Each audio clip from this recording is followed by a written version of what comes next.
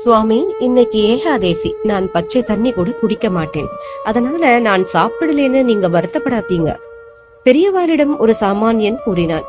ஒரு சாமானியன் நிர்ஜனமா உபவாசம் இருக்கான். சந்நியாசி நான் பால் குடிச்சுட்டு இருக்கேனே, இது தப்பில்லையோ என தொடர்ந்து நிர்ஜல உபவாசம் அனுஷ்டித்த பெரியவா. இக்கட்டுரையை எழுதியவர் திரு பி ராமகிருஷ்ணன் அவர்கள். இது பிரபல நாளிதழ் ஒன்றில் வெளியான உண்மை சம்பவம். ஏகாதேசி விரதம் இருக்கிற சமயத்துல பால், மோர் இப்படி உப்பு போடாத நீராகாரத்தை ரொம்ப கொஞ்சமா எடுத்துக்கலாம் அப்படிங்கிறது விரத விதியிலேயே இருக்கு. அதனால விரதம் இருக்கிற அன்னைக்கு கொஞ்சமா பால் மட்டும் ஒரே ஒரு தரம் எடுத்துப்பார் பரமாச்சாரியா. ஒரு சமயம் அவர் முகாம் பெற்றிருந்த இடத்துல மின்சாரம் பழுது பார்த்துட்டு இருந்தார் மகாராஷ்டிரா ஆசாமி ஒருத்தர். அன்னைக்கும் ஏகாதேசி தான். காத்தால வேலையை ஆரம்பிச்சவர் உச்சி பொழுது நெருங்கியும் அப்படி இப்படி நகரவே இல்லை. எல்லாத்தையும் கவனிச்சுட்டு இருந்த பெரியவா, அந்த ஆசாமி பாவம் எதுவுமே சாப்பிடாம வேலை பார்த்துட்டு இருக்கான், சாப்பிட்டு வந்து வேலை செய்ய சொல்லு அப்படின்னு பக்கத்துல இருந்த சீரன்கிட்டே சொன்னார். அதை கேட்டு இருந்த அந்த ஆசாமி, சுவாமி, இன்னைக்கு ஏகாதேசி, நான் பச்சை தண்ணி கூட குடிக்க மாட்டேன், அதனால நான் சாப்பிடலன்னு நீங்க வருத்தப்படாதீங்க அப்படின்னு சொன்னான். அதை கேட்டாரோ இல்லையோ, உடனே பதறிவிட்டார் பரமாச்சாரியா.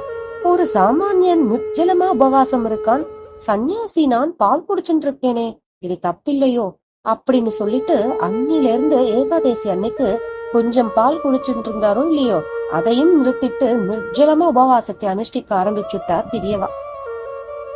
அதுவும் எப்படி தெரியுமா?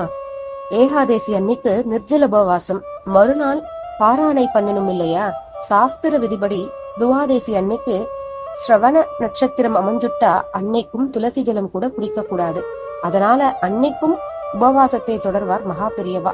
மறுநாள் பிரதோஷம், அன்னைக்கு பகல்ல சாப்பிடக்கூடாது, சாயந்திரம் சிவபூஜை ஆனப்புறம் தான் சாப்பிடலாம்.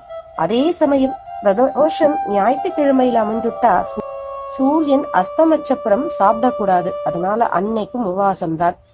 4வது நாள் மாச சிவராத்திரி, அதனால அன்னைக்கும் உபவாசம்தான். ஆக தொடர்ந்து 4 நாள் ஒரு சொட்டு ஜலம் கூட அருந்தாம விரதம் அனுஷ்டிப்பார் பரமாச்சாரியா.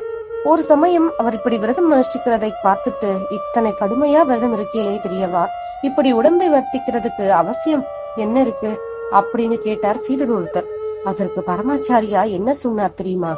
இத்தனை ஆச்சாரத்தை அனுஷ்டானத்தை கடைபிடிச்சும் வேளைக்கு பசி எடுக்காத நிலை எனக்கு இன்னும் வரலையே அப்படின்னு தான் சொன்னார்.